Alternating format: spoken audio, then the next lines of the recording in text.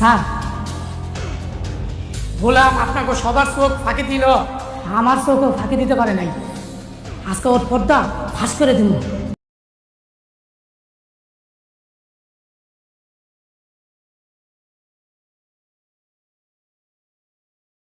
বাবা, আমি আগেই সন্দেহ করেছিলাম এই গোলামের মধ্যে যে গোপন কোনো একটা রহস্য আছে যেটা আমরা কেউ জানি না।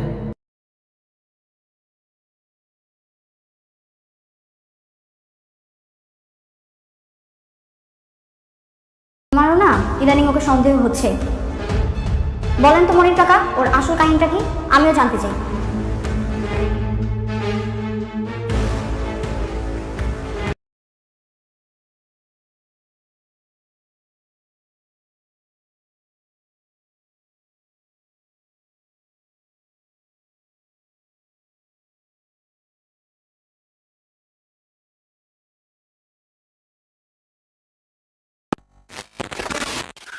আচ্ছা, একটু ভাবুন তো, আপনি সারা জীবন একটা মানুষকে অপমান করলেন, তাকে চোর বললেন, তার গায়ে হাত তুললেন, পুলিশ ডেকে আনলেন তাকে ধরিয়ে দেওয়ার জন্য, আর একদিন হঠাৎ করে সেই পুলিশই তাকে দেখে স্যালুট দিল।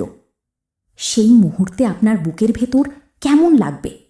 লজ্জা, ভয়, নাকি এমন একটা অনুভূতি যার কোনো নাম নেই? ঠিক এই প্রশ্নটাই এখন পুরো বাংলাদেশের দর্শককে ঘুমাতে দিচ্ছে না, এবং এই প্রশ্নের জবাব লুকিয়ে আছে বাংলাদেশের সবচেয়ে আলোচিত নাটক দুনিয়ার টাকার গোলামের ভেতরে। আমি আজকে এই নাটকটার এমন কিছু রহস্য আপনাদের সামনে খুলে ধরব যেটা জানার পর আপনি নিজেই বলবেন, এই নাটকটা শুধু একটা নাটক না, এটা একটা আয়না, আমাদের সমাজের, আমাদের মানসিকতার, আমাদের টাকার প্রতি যে অন্ধ পূজার সেই আয়না। নাটকের শুরু থেকেই আমরা দেখি সে 1000 কোটি টাকার ব্যবসায়ী, কর্মা গ্রুপ অফ ইন্ডাস্ট্রির মালিক, কিন্তু টাকার অহংকার তাকে কখনো ছুতে পারেনি। সে একজন মানুষ খুঁজছিল যে তাকে তার সম্পদের কারণে নয়, মানুষ হিসেবে ভালোবাসবে। এই চিন্তা থেকেই সে গরিব সেজে ফাতেমার সামনে গিয়ে দাঁড়ায়। ফাতেমা তখন তাকে জানায় সে ধনী পরিবারে বিয়ে করতে চায় না, সে চায় সাধারণ একটা ঘর, সাদামাটা একটা জীবন। এই একটা কথাই শেহজাদের বুকের ভেতর ঝড় তুলে দেয়। 1000 কোটি টাকার মালিককে একটা গরিব মেয়ে প্রত্যাখ্যান করেছে, টাকার জন্য নয়, বরং টাকা থাকার কারণেই। এই দৃশ্যটা আমার কাছে পুরো নাটকের সবচেয়ে শক্তিশালী মুহূর্ত, কারণ এখানে লেখক বলতে চেয়েছেন মানুষের মূল্য টাকায় নয়, চরিত্রে। এরপর আসে নাটকের সবচেয়ে মর্মস্পর্শী অংশ, শেহজাদের স্মৃতিভ্রংশের ঘটনা। এক ভয়ঙ্কর দুর্ঘটনার পর সে নিজের পরিচয় ভুলে যায় এবং গোলাম মাওলা নামে মির্জা বাড়িতে কাজের ছেলে হিসেবে জীবন শুরু করে। এখানে যে জিনিসটা আমাকে সবচেয়ে বেশি নাড়িয়ে দিয়েছে সেটা হলো শেহজাদ জানে না সে কি, কিন্তু তবুও তার ভেতরের মানবতা, সততা, দায়িত্ববোধ কোনোভাবেই মুছে যায়নি। মনে আছে সেই দৃশ্যটার কথা যেখানে সে ফাতেমার ভাঙা জারির 400 টাকা ফেরত দিতে গিয়েছিল? একটা সাধারণ মানুষ হয়তো সেটা ভুলে যেত, কিন্তু শেহজাদ সেটা মনে রেখেছিল এবং ফেরত দিয়েছিল। এই ছোট্ট ঘটনাটাই বলে দেয় স্মৃতি মুছে গেলেও মানুষের আত্মা মুছে যায় না। এদিকে ফাতেমার পরিবারের সামনে যে দৃশ্যগুলো আসে সেগুলো দেখতে দেখতে আমার বারবার মনে হচ্ছিল, এই তো আমাদের সমাজ। একদিকে ধনী পরিবার বিয়ের প্রস্তাব নিয়ে আসে, অন্যদিকে সেই ধনী ছেলেই গরিব সেজে প্রস্তাব দিতে আসে, আর ফাতেমার বাবা বুঝতেই পারেন না এই দুটো ছেলে আসলে একজনই। এই কমেডি অফ এরার্সের আড়ালে কিন্তু একটা গভীর বার্তা আছে। আমরা মানুষকে তার বাইরের রূপ দেখে বিচার করি, ভেতরটা দেখার চেষ্টা করি না। এবার আসি মনির কাকার প্রসঙ্গে, যে চরিত্রটা এই মুহূর্তে পুরো নাটকের সবচেয়ে বড় রহস্যের চাবিকাঠি। মনির কাকা হলেন মির্জা বাড়ির ড্রাইভার, কিন্তু শেষ পর্বে তিনি যা বললেন তা দর্শকদের রীতিমতো হতভম্ব করে দিয়েছে। তিনি দাবি করেছেন গোলামের আসল পরিচয় তিনি জানেন এবং প্রমাণ সহ সব ফাঁস করে দেবেন। এখন প্রশ্ন হলো, মনির কাকা কি শেহজাদের পুরনো বিশ্বস্ত লোক যে তাকে বাঁচাতে তার পরিচয় লুকিয়ে রেখেছে, নাকি সে দাউদ খানের দলের একজন বিশ্বাসঘাতক যে এই তথ্য ব্যবহার করে শেহজাদকে বিপদে ফেলতে চায়? এই দুটো সম্ভাবনাই সমান রকম রোমাঞ্চকর। দাউদ খানের চরিত্রটা নিয়ে একটু বিস্তারিত বলা দরকার, কারণ নাটকের যে ভিলেনাই সাইডটা আছে সেটা শুধু দাউদ খানকে কেন্দ্র করে। নাটকে ইঙ্গিত দেওয়া হয়েছে যে শেহজাদের বাবার মৃত্যুর পিছনে দাউদ খানের হাত আছে। শেহজাদের স্মৃতিভ্রংশও হয়তো কোনো পরিকল্পিত আক্রমণের ফল। যদি এটা সত্যি হয় তাহলে গোলাম পরিচয়ে মির্জা বাড়িতে থাকাটা শুধু অ্যামনেশিয়ার ঘটনা নয়, এটা হয়তো শেহজাদকে রক্ষা করার একটা কৌশল। হয়তো মনির কাকাই তাকে লুকিয়ে রেখেছেন এই পরিচয়ে, যাতে দাউদ খান তাকে খুঁজে না পায়। আর এই থিওরিটা যদি সত্যি হয় তাহলে পরবর্তী পর্বগুলো এমন একটা প্রতিশোধের গল্প হতে পারে যা দর্শক হিসেবে আমরা কখনো ভুলব না। শেহজাদের মা এবং স্ত্রীর দৃশ্যগুলো দেখতে দেখতে আমার বুকে একটা চাপ অনুভব হচ্ছিল। যখন তার মা ছবি দেখিয়ে বলছেন, এই দেখো তোমার আর আমার ছবি। এখনো চিনতে পারছো না? এই দৃশ্যে অভিনয়ের গভীরতা এত বেশি ছিল যে আমার চোখে পানি চলে এসেছিল। একজন মা তার ছেলেকে চিনতে পারছেন, কিন্তু ছেলে তাকে চিনতে পারছে না। এর চেয়ে বড় কষ্ট একজন মায়ের জীবনে আর কি হতে পারে? আর যখন শেহজাদ বলছে, আমি গোলাম মাওলা, মির্জা বাড়ির কাজের লোক, এই কথাটা শুনে মায়ের মুখের যে অভিব্যক্তি, তা কোনো অভিনয় মনে হয়নি, মনে হয়েছে সত্যিকারের যন্ত্রণা। এবার একটু বলি এই নাটকটা কেন এত ভাইরাল হয়েছে। কারণটা খুব সহজ। এই নাটক শুধু বিনোদন দেয় না, চিন্তা করায়।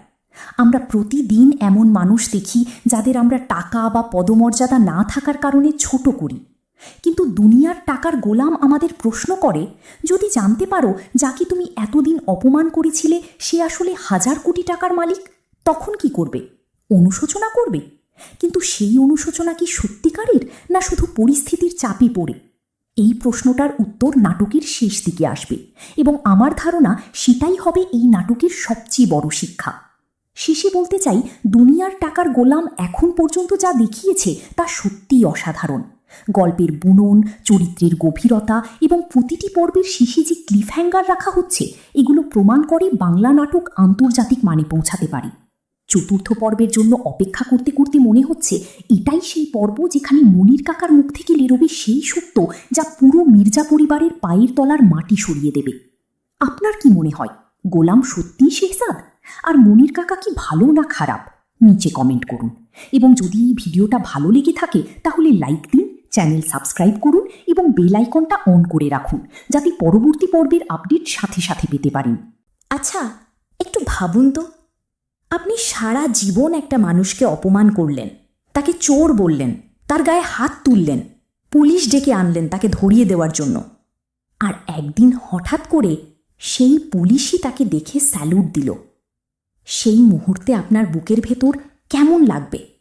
লজ্জা, ভয়, নাকি এমন একটা অনুভূতি যার কোনো নাম নেই? ঠিক এই প্রশ্নটাই এখন পুরো বাংলাদেশের দর্শককে ঘুমাতে দিচ্ছে না, এবং এই প্রশ্নের জবাব লুকিয়ে আছে বাংলাদেশের সবচেয়ে আলোচিত নাটক দুনিয়ার টাকার গোলামের ভেতরে। আমি আজকে এই নাটকটার এমন কিছু রহস্য আপনাদের সামনে খুলে ধরব যেটা জানার পর আপনি নিজেই বলবেন, এই নাটকটা শুধু একটা নাটক না, এটা একটা আয়না। আমাদের সমাজের, আমাদের মানসিকতার, আমাদের টাকার প্রতি যে অন্ধ পূজার সেই আয়না। নাটকের শুরু থেকেই আমরা সে 1000 কোটি টাকার ব্যবসায়ী, কর্মা গ্রুপ অফ ইন্ডাস্ট্রির মালিক, কিন্তু টাকার অহংকার তাকে কখনো ছুঁতে পারেনি। সে একজন মানুষ খুঁজছিল যে তাকে তার সম্পদের কারণে নয়, মানুষ হিসেবে ভালোবাসবে। এই চিন্তা থেকেই সে গরিব সেজে ফাতেমার সামনে গিয়ে দাঁড়ায়। ফাতেমা তখন তাকে জানায় সে ধনী পরিবারে বিয়ে করতে চায় না, সে চায় সাধারণ একটা ঘর, সাদামাটা একটা জীবন। এই একটা কথাই শেহজাদের বুকের ভেতর ঝড় তুলে দেয়।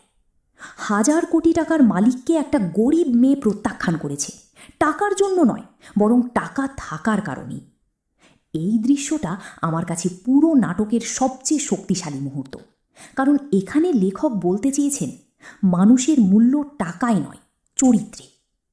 এরপর আসে নাটকের সবচেয়ে মর্মস্পর্শী অংশ, শেহজাদের স্মৃতিভ্রংশের ঘটনা। এক ভয়ঙ্কর দুর্ঘটনার পর সে নিজের পরিচয় ভুলে যায় এবং গোলাম মাওলা নামে মির্জা বাড়িতে কাজের ছেলে হিসেবে জীবন শুরু করে। এখানে যে জিনিসটা আমাকে সবচেয়ে বেশি নাড়িয়ে দিয়েছে সেটা হলো শেহজাদ জানে না সে কি, কিন্তু তবুও তার ভেতরের মানবতা, সততা, দায়িত্ববোধ কোনোভাবেই মুছে যায়নি। মনে আছে সেই দৃশ্যটার কথা, যেখানে সে ফাতেমার ভাঙা জারির 400 টাকা ফেরত দিতে গিয়েছিল? একটা সাধারণ মানুষ হয়তো সেটা ভুলে যেত, কিন্তু শেহজাদ সেটা মনে রেখেছিল এবং ফেরত দিয়েছিল। এই ছোট্ট ঘটনাটাই বলে দেয়, স্মৃতি মুছে গেলেও মানুষের আত্মা মুছে যায় না। এদিকে ফাতেমার পরিবারের সামনে যে দৃশ্যগুলো আসে, সেগুলো দেখতে দেখতে আমার বারবার মনে হচ্ছিল, এই তো আমাদের সমাজ। একদিকে ধনী পরিবার বিয়ের প্রস্তাব নিয়ে আসে, অন্যদিকে সেই ধনী ছেলেই গরিব সেজে প্রস্তাব দিতে আসে। আর ফাতেমার বাবা বুঝতেই পারেন না এই দুটো ছেলে আসলে একজনই। এই কমেডি অফ এরার্সের আড়ালে কিন্তু একটা গভীর বার্তা আছে। আমরা মানুষকে তার বাইরের রূপ দেখে বিচার করি, ভেতরটা দেখার চেষ্টা করি না। এবার আসি মনির কাকার প্রসঙ্গে, যে চরিত্রটা এই মুহূর্তে পুরো নাটকের সবচেয়ে বড় রহস্যের চাবিকাঠি। মনির কাকা হলেন মির্জা বাড়ির ড্রাইভার, কিন্তু শেষ পর্বে তিনি যা বললেন তা দর্শকদের রীতিমতো হতভম্ব করে দিয়েছে। তিনি দাবি করেছেন গোলামের আসল পরিচয় তিনি জানেন এবং প্রমাণ সহ সব ফাঁস করে দেবেন। এখন প্রশ্ন হল, মনির কাকা কি শেহজাদের পুরনো বিশ্বস্ত লোক যে তাকে বাঁচাতে তার পরিচয় লুকিয়ে রেখেছে, নাকি সে দাউদ খানের দলের একজন বিশ্বাসঘাতক যে এই তথ্য ব্যবহার করে শেহজাদকে বিপদে ফেলতে চায়? এই দুটো সম্ভাবনাই সমান রকম রোমাঞ্চকর। দাউদ খানের চরিত্রটা নিয়ে একটু বিস্তারিত বলা দরকার, কারণ নাটকের যে ভিলেনাই সাইডটা আছে সেটা শুধু দাউদ খানকে কেন্দ্র করে। নাটকে ইঙ্গিত দেওয়া হয়েছে যে শেহজাদের বাবার মৃত্যুর পিছনে দাউদ খানের হাত আছে। শেহজাদের স্মৃতিভ্রংশও হয়তো কোনো পরিকল্পিত আক্রমণের ফল। যদি এটা সত্যি হয়, তাহলে গোলাম পরিচয়ে মির্জা বাড়িতে থাকাটা শুধু অ্যামনিশিয়ার ঘটনা নয়, এটা হয়তো শেহজাদকে রক্ষা করার একটা কৌশল। হয়তো মনির কাকাই তাকে লুকিয়ে রেখেছেন এই পরিচয়ে, যাতে দাউদ খান তাকে খুঁজে না পায়। আর এই থিওরিটা যদি সত্যি হয়, তাহলে পরবর্তী পর্বগুলো এমন একটা প্রতিশোধের গল্প হতে পারে যা দর্শক হিসেবে আমরা কখনো ভুলব না। শেহজাদের মা এবং স্ত্রীর দৃশ্যগুলো দেখতে দেখতে আমার বুকে একটা চাপ অনুভব হচ্ছিল। যখন তার মা ছবি দেখিয়ে বলছেন, এই দেখো তোমার আর আমার ছবি, এখনো চিনতে পারছো না? এই দৃশ্যে অভিনয়ের গভীরতা এত বেশি ছিল যে আমার চোখে পানি চলে এসেছিল। একজন মা তার ছেলেকে চিনতে পারছেন, কিন্তু ছেলে তাকে চিনতে পারছে না। এর চেয়ে বড় কষ্ট একজন মায়ের জীবনে আর কি হতে পারে? আর যখন শেহজাদ বলছে, আমি গোলাম মাওলা, মির্জা বাড়ির কাজের লোক, এই কথাটা শুনে মায়ের মুখের যে অভিব্যক্তি, তা কোনো অভিনয় মনে হয়নি, মনে হয়েছে সত্যিকারের যন্ত্রণা। এবার একটু বলি, এই নাটকটা কেন এত ভাইরাল হয়েছে। কারণটা খুব সহজ। এই নাটক শুধু বিনোদন দেয় না, চিন্তা করায়।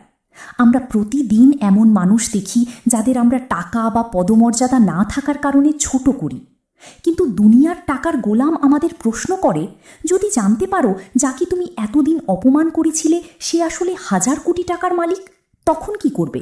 অনুশোচনা করবে। কিন্তু সেই অনুশোচনা কি সত্যিকারের, না শুধু পরিস্থিতির চাপে পড়ে? এই প্রশ্নটার উত্তর নাটকের শেষ দিকে আসবে, এবং আমার ধারণা সেটাই হবে এই নাটকের সবচেয়ে বড় শিক্ষা।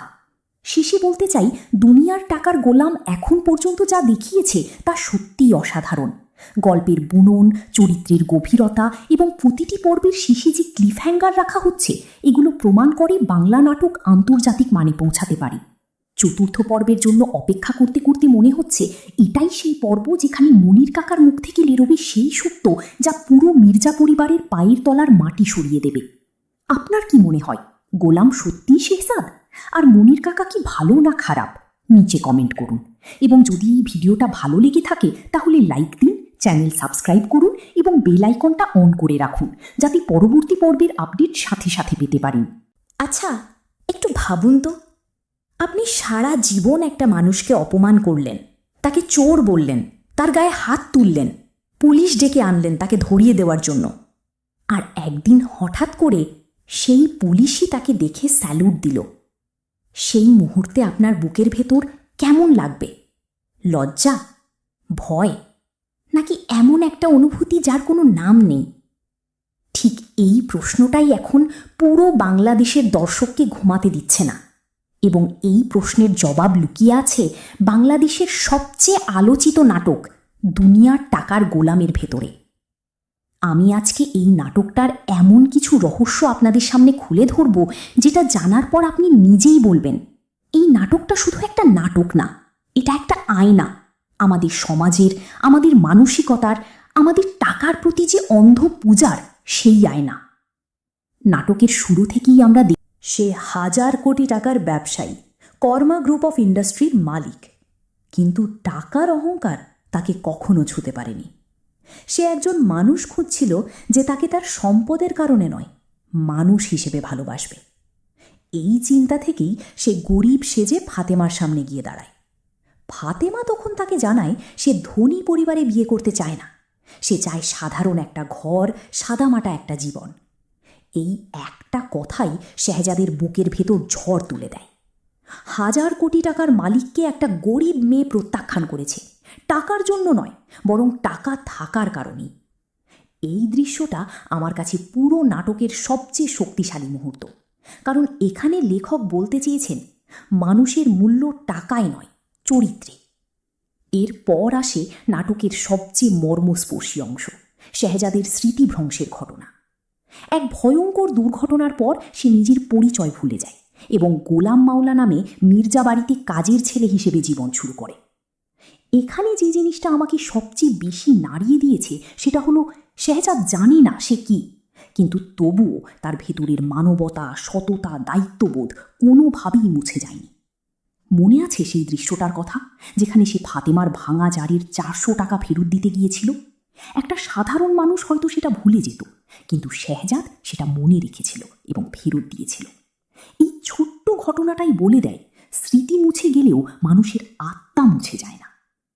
এদিকে ফাতেমার পরিবারের সামনে যে দৃশ্যগুলো আসে সেগুলো দেখতে দেখতে আমার বারবার মনে হচ্ছিল এই তো আমাদের সমাজ।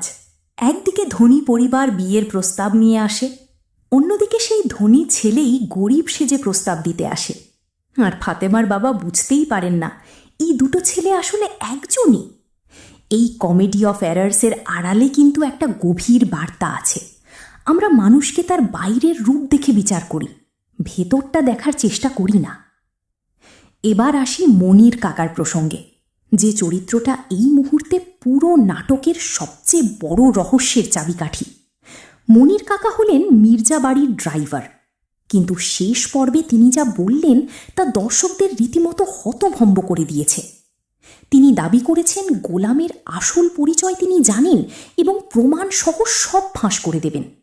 এখন প্রশ্ন হলো, মনির কাকা কি শেহজাদের পুরনো বিশ্বস্ত লোক যে তাকে বাঁচাতে তার পরিচয় লুকিয়ে রেখেছে, নাকি সে দাউদ খানের দলের একজন বিশ্বাসঘাতক যে এই তথ্য ব্যবহার করে শেহজাদকে বিপদে ফেলতে চায়? এই দুটো সম্ভাবনাই সমান রকম রোমাঞ্চকর। দাউদ খানের চরিত্রটা নিয়ে একটু বিস্তারিত বলা দরকার, কারণ নাটকের যে ভিলেনাই সাইডটা আছে সেটা শুধু দাউদ খানকে কেন্দ্র করে। নাটকে ইঙ্গিত দেওয়া হয়েছে যে শেহজাদের বাবার মৃত্যুর পিছনে দাউদ খানের হাত আছে। শেহজাদের স্মৃতিভ্রংশও হয়তো কোনো পরিকল্পিত আক্রমণের ফল। যদি এটা সত্যি হয় তাহলে গোলাম পরিচয়ে মির্জা বাড়িতে থাকাটা শুধু অ্যামনেশিয়ার ঘটনা নয়, এটা হয়তো শেহজাদকে রক্ষা করার একটা কৌশল। হয়তো মনির কাকাই তাকে লুকিয়ে রেখেছেন এই পরিচয়ে যাতে দাউদ খান তাকে খুঁজে না পায়। আর এই থিওরিটা যদি সত্যি হয় তাহলে পরবর্তী পর্বগুলো এমন একটা প্রতিশোধের গল্প হতে পারে যা দর্শক হিসেবে আমরা কখনো ভুলব না। শেহজাদের মা এবং স্ত্রীর দৃশ্যগুলো দেখতে দেখতে আমার বুকে একটা চাপ অনুভব হচ্ছিল। যখন তার মা ছবি দেখিয়ে বলছেন, এই দেখো তোমার আর আমার ছবি, এখনো চিনতে পারছো না? এই দৃশ্যে অভিনয়ের গভীরতা এত বেশি ছিল যে আমার চোখে পানি চলে এসেছিল। একজন মা তার ছেলেকে চিনতে পারছেন, কিন্তু ছেলে তাকে চিনতে পারছে না। এর চেয়ে বড় কষ্ট একজন মায়ের জীবনে আর কি হতে পারে? আর যখন শেহজাদ বলছে, আমি গোলাম মাওলা, মির্জা বাড়ির কাজের লোক, এই কথাটা শুনে মায়ের মুখের যে অভিব্যক্তি তা কোনো অভিনয় মনে হয়নি, মনে হয়েছে সত্যিকারের যন্ত্রণা। এবার একটু বলি এই নাটকটা কেন এত ভাইরাল হয়েছে। কারণটা খুব সহজ। এই নাটক শুধু বিনোদন দেয় না, চিন্তা করায়। আমরা প্রতিদিন এমন মানুষ দেখি যাদের আমরা টাকা বা পদমর্যাদা না থাকার কারণে ছোট করি। কিন্তু দুনিয়ার টাকার গোলাম আমাদের প্রশ্ন করে, যদি জানতে পারো যাকে তুমি এতদিন অপমান করেছিলে সে আসলে 1000 কোটি টাকার মালিক, তখন কি করবে? অনুশোচনা করবে। কিন্তু সেই অনুশোচনা কি সত্যিকারের, না শুধু পরিস্থিতির চাপে পড়ে? এই প্রশ্নটার উত্তর নাটকের শেষ দিকে আসবে, এবং আমার ধারণা সেটাই হবে এই নাটকের সবচেয়ে বড় শিক্ষা। শেষে বলতে চাই, দুনিয়ার টাকার গোলাম এখন পর্যন্ত যা দেখিয়েছে তা সত্যিই অসাধারণ।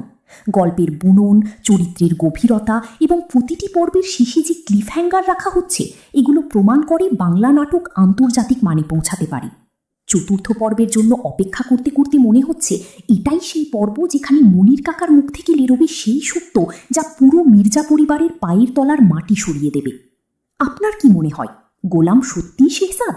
আর মনির কাকা কি ভালো না খারাপ? নিচে কমেন্ট করুন। এবং যদি এই ভিডিওটা ভালো লেগে থাকে তাহলে লাইক দিন, চ্যানেল সাবস্ক্রাইব করুন এবং বেল আইকনটা অন করে রাখুন, যাতে পরবর্তী পর্বের আপডেট সাথে সাথে পেতে পারেন। আচ্ছা, একটু ভাবুন তো, আপনি সারা জীবন একটা মানুষকে অপমান করলেন, তাকে চোর বললেন, তার গায়ে হাত তুললেন, পুলিশ ডেকে আনলেন তাকে ধরিয়ে দেওয়ার জন্য, আর একদিন হঠাৎ করে সেই পুলিশই তাকে দেখে স্যালুট দিল। সেই মুহূর্তে আপনার বুকের ভেতর কেমন লাগবে? লজ্জা, ভয়, নাকি এমন একটা অনুভূতি যার কোনো নাম নেই? ঠিক এই প্রশ্নটাই এখন পুরো বাংলাদেশের দর্শককে ঘুমাতে দিচ্ছে না, এবং এই প্রশ্নের জবাব লুকিয়ে আছে বাংলাদেশের সবচেয়ে আলোচিত নাটক দুনিয়ার টাকার গোলামের ভেতরে। আমি আজকে এই নাটকটার এমন কিছু রহস্য আপনাদের সামনে খুলে ধরব যেটা জানার পর আপনি নিজেই বলবেন, এই নাটকটা শুধু একটা নাটক না, এটা একটা আয়না। আমাদের সমাজের, আমাদের মানসিকতার, আমাদের টাকার প্রতি যে অন্ধ পূজার সেই আয়না। নাটকের শুরু থেকেই আমরা সে 1000 কোটি টাকার ব্যবসায়ী, কর্মা গ্রুপ অফ ইন্ডাস্ট্রির মালিক, কিন্তু টাকার অহংকার তাকে কখনো ছুঁতে পারেনি। সে একজন মানুষ খুঁজছিল যে তাকে তার সম্পদের কারণে নয়, মানুষ হিসেবে ভালোবাসবে। এই চিন্তা থেকেই সে গরিব সেজে ফাতেমার সামনে গিয়ে দাঁড়ায়। ফাতেমা তখন তাকে জানায় সে ধনী পরিবারে বিয়ে করতে চায় না, সে চায় সাধারণ একটা ঘর, সাদামাটা একটা জীবন। এই একটা কথাই শেহজাদের বুকের ভেতর ঝড় তুলে দেয়। 1000 কোটি টাকার মালিককে একটা গরিব মেয়ে প্রত্যাখ্যান করেছে, টাকার জন্য নয়, বরং টাকা থাকার কারণেই। এই দৃশ্যটা আমার কাছে পুরো নাটকের সবচেয়ে শক্তিশালী মুহূর্ত, কারণ এখানে লেখক বলতে চেয়েছেন মানুষের মূল্য টাকায় নয়, চরিত্রে। এরপর আসে নাটকের সবচেয়ে মর্মস্পর্শী অংশ, শেহজাদের স্মৃতিভ্রংশের ঘটনা। এক ভয়ঙ্কর দুর্ঘটনার পর সে নিজের পরিচয় ভুলে যায় এবং গোলাম মাওলা নামে মির্জা বাড়িতে কাজের ছেলে হিসেবে জীবন শুরু করে। এখানে যে জিনিসটা আমাকে সবচেয়ে বেশি নাড়িয়ে দিয়েছে সেটা হলো শেহজাদ জানে না সে কি, কিন্তু তবুও তার ভেতরের মানবতা, সততা, দায়িত্ববোধ কোনোভাবেই মুছে যায়নি। মনে আছে সেই দৃশ্যটার কথা যেখানে সে ফাতেমার ভাঙা জারের 400 টাকা ফেরত দিতে গিয়েছিল? একটা সাধারণ মানুষ হয়তো সেটা ভুলে যেত, কিন্তু শেহজাদ সেটা মনে রেখেছিল এবং ফেরত দিয়েছিল। এই ছোট্ট ঘটনাটাই বলে দেয়, স্মৃতি মুছে গেলেও মানুষের আত্মা মুছে যায় না। এদিকে ফাতেমার পরিবারের সামনে যে দৃশ্যগুলো আসে সেগুলো দেখতে দেখতে আমার বারবার মনে হচ্ছিল